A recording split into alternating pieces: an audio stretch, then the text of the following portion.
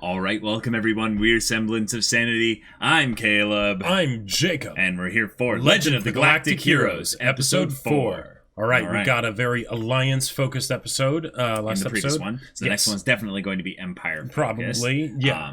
Although we did get into all that stuff with Trunit and the state of the Alliance, shall we say. Yes, it's not good. They have a little bit of a militaristic, weaponized, kind of party politics kind of thing going on there. It's not good. They are called the PKC, the Patriotic Knight Corps, which is essentially the shadow army of Trunit. Yeah, and it's not even really that subtle. Nope. A lot of the military kind of just aware of it. And probably just tolerate it, which is that's a thing. Yang got promoted though, and he has his own fleet now. Even though it's half strength of what it should be given his position, and he is tasked with taking the Iserlon fortress. But having his own fleet, he'll get to outfit it with his personnel at the top,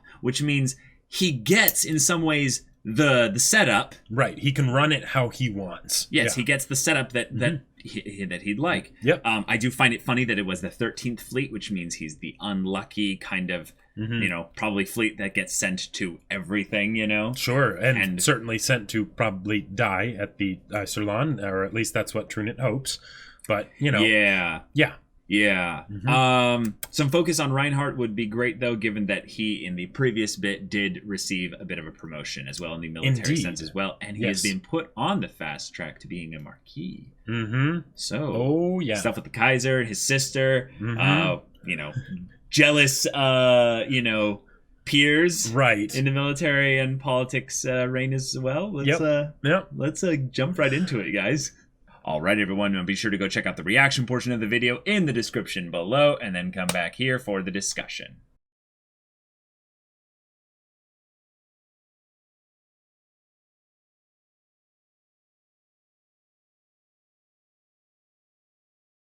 All right, we got Reinhardt and Kirchheis backstory, as well as some for Anna Rose. Yeah, and I gotta say the backstory was very well timed here, because if you think about it, now that Reinhardt has all this power, you wouldn't want to see him be doing all these big moving and shaking things without knowing why. Yeah, especially and for Kirchheis too, because Kirchheis is alongside him, right? He's his most trusted friend, right? So we need to know what brought them together, and also what Reinhardt's long-term goals are. Which apparently is the universe, right? The Kaiser, like leader of the Galactic Empire. Yep. Yeah. Oh boy. So there's no beating around the bush here. This character wants to go all the way to the top, have ultimate power, and yet has this very odd form of innocence. Right. And also this cunning, cold ambition. Because it almost feels like there was a part of him that wasn't innocent from the get-go. Exactly. He picked fights. Someone got in his way, he slapped him, right? And a bully comes up, he'll kick him in the groin and then start beating their head with a rock, right? That's and granted, that was when they brought his sister into this, right? So it made it personal. But the idea that this kid does not mess around. This kid does not mess around. Yeah. He's got an axe to grind. He's reckless. He jumps in without thinking. And yet, the way we see him moving in the present day, he is a tactician. He is a strategist. Yeah. And yet, what I find also to be rather interesting is that Kirchheis being next to him might actually show where his recklessness gets rounded out by Kirchheis's, I would say, more balanced tendencies. And that's a great bringing up of the whole idea of the balance between strategy and tactics, right? Yes. Kirchheis is the tactician, Reinhardt is the strategist, right? So Reinhardt is the long-term one, and Kirchheis is more of the practical, in the moment kind of a thing. Like the gamble that Reinhardt did in Overture to a New War, right? Yes. Where he literally just took his fleet sideways right in front of the enemy, right? That was a gamble of the highest order. Right. It had strategic meaning. Tactically, it was an awful move. Right. It was like it was reckless, right? Very it was one of those reckless, things where it could have gone incredibly badly. Right. And so I feel like him having Kirheis there is kind of as a foil, almost a Mustang to the Hawkeye, or a Hawkeye to his Mustang. To the Mustang. Yeah. I get so confused with Hawkeye and Avengers and then Mustang and Red Rising, but yeah. So and that feels like that might be what Kirheis is here. Yeah. Reinhardt is now a fleet admiral, but he is also the vice commander of the Galactic Empire's fleet. Yeah. Which means he now is only subservient to one other fleet admiral, probably, in terms of actual command of the fleet. Yeah. That's what's crazy here is that that's still something where he will be leading his own fleet. Mm-hmm. He'll still be leading his own fleet because they have to delegate, things down the chain of command essentially here. Definitely. But that also means that anytime there will be a major conflict in space, Reinhardt will probably be involved. There's a higher than 50% chance that he will be there, and it's probably closer to 90%. Right, even if he's not there personally, right? Because at this point, he might not even be overseeing specific battles unless they're really important. He might be at a point where it's like, there's this battle happening, and things like that. And then maybe that's... Where do I deploy my fleet? Right, where do I deploy my fleet? Who do I choose to lead them? And then that can be something where Yang can get a lot of wins under his belt without directly competing with Reinhardt, because he's competing with Reinhardt's, subordinates, right? Who can also try to undermine Reinhardt. Yep. And that is where we can have a lot of the conflict be. Exactly. Is that Reinhardt's thing is that he sees the Empire as being this means by which he can gain power to, take care of his sister and then enact his will on the galaxy. Okay, hopefully he doesn't get corrupt like a lot of these other characters. Right. Which he probably will in some ways. But the main thing is that he has way more executive power over the moves of the Empire than Yang does. So in some ways we need to see him deal with infighting more than Yang. Right. Because otherwise it will undermine Reinhardt's agency in the story too much. Because he can't get too many wins against the Alliance, otherwise the war would end too quickly. Thank you. That's what I meant to say, was that it would make his agency be too powerful in the story. Which is why which is a great way to basically say, you have a hyper competent person. Yeah. You can't have them fix everything. So up their conflicts, up the number of enemies they have. Yeah, or make them less perfect. And I think what we showed here in the backstory is that Reinhardt has a lot of character flaws. Oh, yeah. A lot of the ones that are hopefully kind of softened with age and maturity. Yeah. But we see also a childlike aspect of him that still is there. Yep. And it's all with regards to his sister. And the idea that, in a lot of ways, he's able to have the political pull in order to request an audience with, the lady of the Kaiser, right? Probably one of the ladies, let's be real. Well, yeah, right. But because he's able to make these wins, so that, all these times that he jumps out of the car to see her, right, and to give her a hug, that's because... He earned this. Yeah. These times that he gets to see her are precious. There aren't meetings with her that happen off screen, is what I'm getting the feeling of, right? Yep. So every time he sees her, this is the next time that he sees her. Yep. Which is... And as far as he knows, it's the last time he sees her. Yeah, potentially. For a long time. And that's just got to rip your heart out because from her perspective, she also sees her little brother going out and risking his life, and he might not come back so that he can see her again. Yeah. That's... Oh, man. And given what his backstory is, given that his father was forced, essentially, to sell his daughter into the servitude of the Kaiser, all of a sudden, no notice, just, hey, here's some money. Yep. Your daughter is now in glorious servitude to the Empire. Long may the Kaiser reign. Now give us your daughter. Where is she? Right. It's like, oh, shoot. Uh-huh. You can see the father. He looks defeated. Oh, yeah, he was drinking. Yeah. Yeah. In some ways, I understand him a lot here. He's like, What do you do about What that? do I do? She was the love of my life. She's my precious daughter. Mm-hmm. What? Yeah. And now she's gone. And yeah, I don't see his wife. Does he not have anyone else now other than Reinhardt? And then Reinhardt leaves immediately after that. Yeah, right. Like to then go to war school. Yep. Like as much as you would want to basically say, yeah, no, that's not happening. Mm-hmm. He also has to take care of Reinhardt, right? So, yeah. You understand Reinhardt's feelings because he's a child. It's very simple for him. It feels like he's being betrayed by those in positions of power. And there's something precious about the idea that Reinhardt made the decision to do this when he was a kid. Yeah. Because like when you're a kid, the younger you are, the more innocent you are, the more simple you are. And while there was definitely a death of innocence that was happening here, and Reinhardt was already cold and ruthless, right?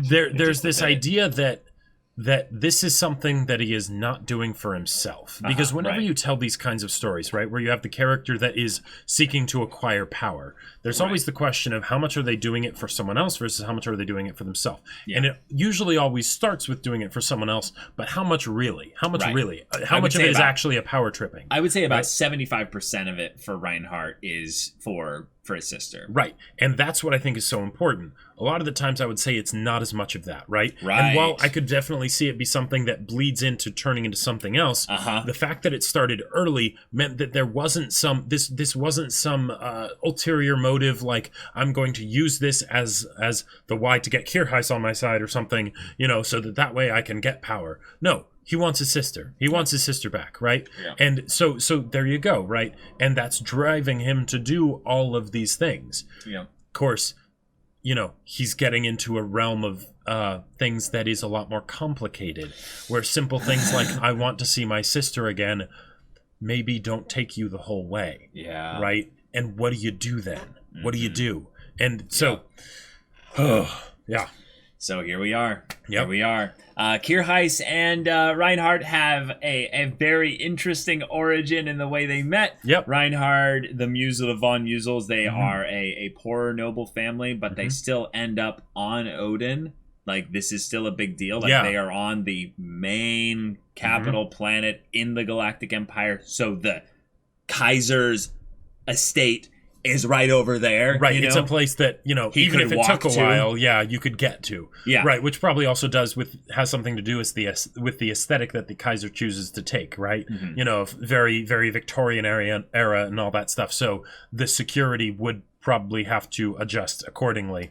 Right. And they would want it to be probably as invisible as possible to help these people forget about the fact that they're in a galactic war. But Reinhardt gets a blaster and runs into stole from his dad. Oh yeah, who knows where he got it, right? Who knows? And he runs into this I'm gonna kill the Kaiser. Banquet thing. I'm gonna get my sister back. I'm gonna get my sister back. Right. It's not even like I'm gonna kill the Kaiser. It's like all right, then you're not thinking about an exit strategy. But somehow Reinhardt is thinking I'm gonna go in there, and I'm gonna come back out with my sister. Like. Bro, yeah, you should listen to Kirchheis, yeah, right. But he's clearly, your tactician. He's the one you haven't thought through the tactics at all. I like also the cheesiness of the line of like, Kirchheis, the fountain, genius. You should be a tactician, right? I'm like that's some hilariously like cheesy dialogue. Oh yeah. But what I like about this is because this is the backstory. Every word is extremely formative for the characters in the present. So that might have been what told Kirchheis, like, I could do that. I can do this. Yeah. I could be I could be really helpful in this area here. And yes, they showed the flashback of Anne Rose telling him to be a good friend to her little brother, which is just twice, that like, oh man, that just. But it's like, we know it's important. Yeah. Well, and it rips your heart out too, because if you think about it, right, this just goes to show how much kids latch on to every little thing that you say. Sure. And there can be something that was a passing remark, right? Yep. She doesn't even remember that she said that. And yet it has dictated this kid's life to the point where there is a very good chance because like we need to eventually see Reinhardt without Kirchheis, right? Because we know that he depends on Kirchheis so much. And Rose is specifically worried about them and wanting to make sure that they come back safe. Yeah. there's a very good possibility that Kirheis will die because of that one chance line that she said to him when he was a kid. Yep. Like, not directly, of course, but obviously he's powerful. He makes choices. Definitely, right? Exactly. But the reason why he made a lot of those choices, yep, was because this angelic girl comes up and Right. he's just like, oh my god, Yeah, hey, oh my god, she's beautiful. Are you an angel? Yeah, an angel. Yeah. no, please, no, don't bring that in here. No.